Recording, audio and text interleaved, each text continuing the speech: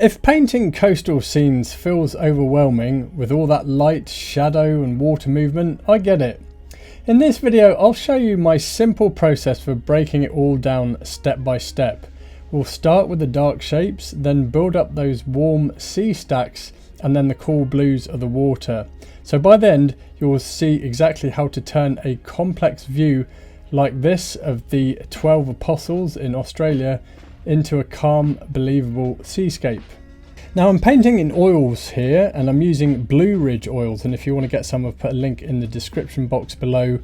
And I'm painting on a 11-inch by 14-inch linen canvas panel, and if you want to get some of those I've put a link in the description box below. So I'm sketching out my composition here with some burnt sienna and just outlining the scene. Now prior to this I did some planning, I did some sketching. I sketched a load of thumbnail sketches and a master sketch for this so that I've got a blueprint for the painting. Now I made a YouTube video on this already, so if you want just go back and look for that. I've also linked it in the description box below. But anyway, once it's all sketched out, the first thing that I do is identify where all the darks are in the scene that I'm painting, because it's actually easier to paint the dark values and shadows first of all. And then that way it sets a whole tonal framework for the painting that makes it easier to then paint the areas in light afterwards. So the general rule for landscapes is we'll find our darkest darks in the foreground as well as our lightest lights, and then as the landforms recede, darks aren't as dark and lights aren't as light. So I keep this in mind. It makes things a lot easier painting your darks first, and then it makes it easier to paint all the lights afterwards. So just looking at the various tones in the cliffs here in shadow, they're pretty dark, but there's also some reflected light in there. And also, interestingly, the tones are quite warm. So I've been using combinations of yellow ochre with burnt sienna, ultramarine blue, even a little alizarin crimson and a small amount of titanium white. But as those shadows recede into the distance, they are getting cooler. A lot of shadows fade out into a blue violet cast. It depends on the atmospheric conditions as well, of course, but in general I found that this works in paintings. So as those cliffs recede into the distance, and you can even see the distant landforms, you can see the values, which is how light or dark your subject is. You can see them getting lighter. So when I got to this part of the painting I was using combinations of ultramarine blue, burnt sienna, titanium white and a little alizarin crimson. Now once I'd established my darks here, it makes it easier to paint the areas in light, and this is where I was painting the warm tones in these sea stacks, and I was generally using mixes of yellow ochre, burnt sienna, titanium white, a little ultramarine blue and alizarin crimson, and just mixing up different tones. Perhaps in some mixes I'd add a bit more yellow ochre, perhaps a bit more burnt sienna, and just painting those in there. The other thing you might notice is that I'm using pretty big brushes for the size of the painting. Now I seem to recall I was using size 10 bristle flat brushes, which is quite big for an 11 by 14-inch painting, but the reason I use big brushes to begin with when I block in a painting is because I get nice painterly brush marks, so the whole painting looks artistic and natural, and also it gives it a nice vitality to the painting. You don't want to worry about detail when you start a landscape painting, and using big brushes will help to solve this. If you're an artist that's painting way too detailed or you're getting caught up in detail, then try this. Use the biggest brushes that you can get away with and just start off by blocking in the big shapes and don't worry about detail. And then when it dries, then you can switch down to using the smaller brushes and adding some detail. But your painting will have this nice vitality to it. So anyway, what I was doing here was I was painting the rock tones and the sand, still mainly using combinations of these earth colours such as yellow ochre and burnt sienna, just some of these lower chroma colours to create these different tones in the sides of the rocks and the sea stacks and the sand. The colours I used for the sand was mainly a combination of yellow ochre, some alizarin crimson, titanium white and a little ultramarine blue. Now the next thing, once I'd marked in the shadows and the sea stacks, I worked on the ocean itself. For this I was keeping the colours mixes pretty simple. I was just using combinations of ultramarine blue with titanium white, a little yellow ochre and a little bit of phthalo green. So the phthalo green's just going to give it that subtle turquoise tone to it. If you've ever been having difficulty with mixing colours for seascapes, then this colour combination works really well with most ocean scenes. So I was continuing to use bold brush marks here as I marked in the main body of the ocean. There's also some white water in the foreground which I added to later on, but right now I was just getting in those main sea tones and just getting the canvas covered.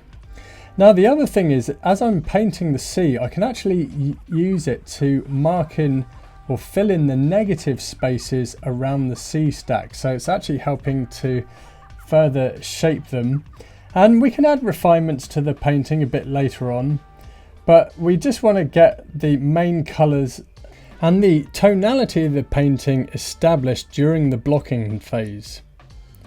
Now the other thing about blocking in a painting is we want to keep all the colours tonally darker to begin with, just a little bit darker. And this is going to allow us plenty of room to build up lighter layers of paint as we work through the painting. So this is the real key as well to creating more three-dimensional paintings. We don't want to go too light to begin with because we risk not having anywhere to go with our values if they're too light. So keep everything tonally darker to begin with and then work on building up those lighter layers of paint as you work through the painting.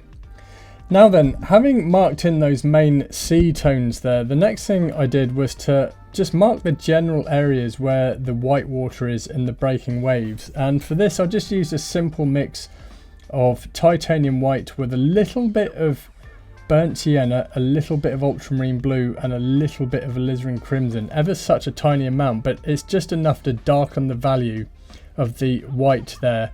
And this will allow me to then build up lighter layers of paint on top so that I can save my lightest lights, the highlights in the waves, until right the very end. And that's just going to add more depth to the painting and it's going to make the painting more striking, especially when it's under gallery lighting as well. It should really stand out.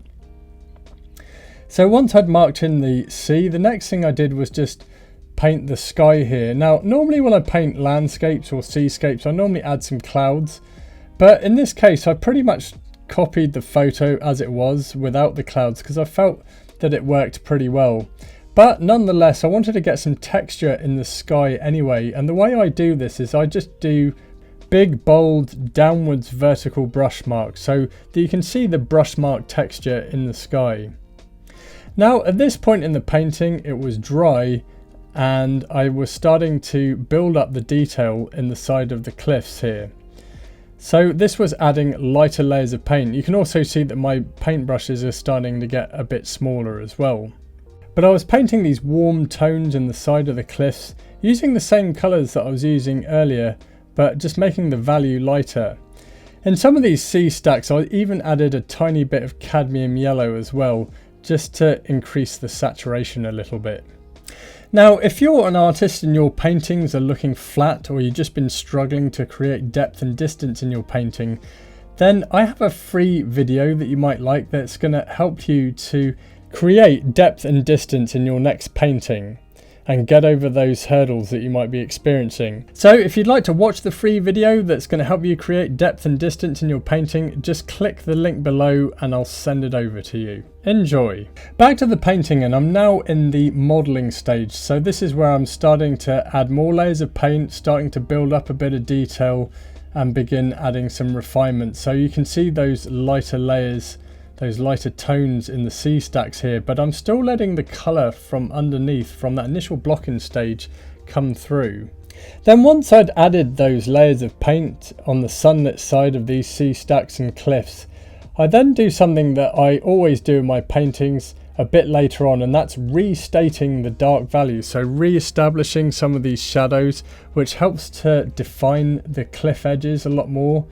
And it really helps to give more of a three-dimensional form and effect in your paintings. Shadows really go a long way in landscape paintings to making them look more realistic. Now that's not to say you can't paint landscapes that don't have shadows in it, but generally they are easier to paint. with a few shadows. The other thing I did was paint reflected light in the side of the cliffs here and spent a bit of time working on those. And then I got to the point here in the painting where I was restating more of the shadows, so really getting into the detail phase here, especially painting those last details and adding more shadows, but also I was saving my lightest lights until the very end. I completed the painting by finishing up the sky and adding the last highlights to the breaking waves. So this is where I really was saving my lightest lights until the end, and for the breaking waves here I was just using a mix of titanium white with just a little bit of yellow ochre that's going to give it a nice warm glow to the white there. I was also adding things like ripples as well in the sea and just other things to finish it up. Now this is just a quick overview of this scene, and if you'd like some more in-depth painting tutorials plus live painting classes, then come and join me at my art school. Also, don't forget to check out the free video on helping you create depth and distance in your painting. Again, just click the link below. Also, I've put the link below to my art school as well. Thanks for watching, and I'll see you in the next video.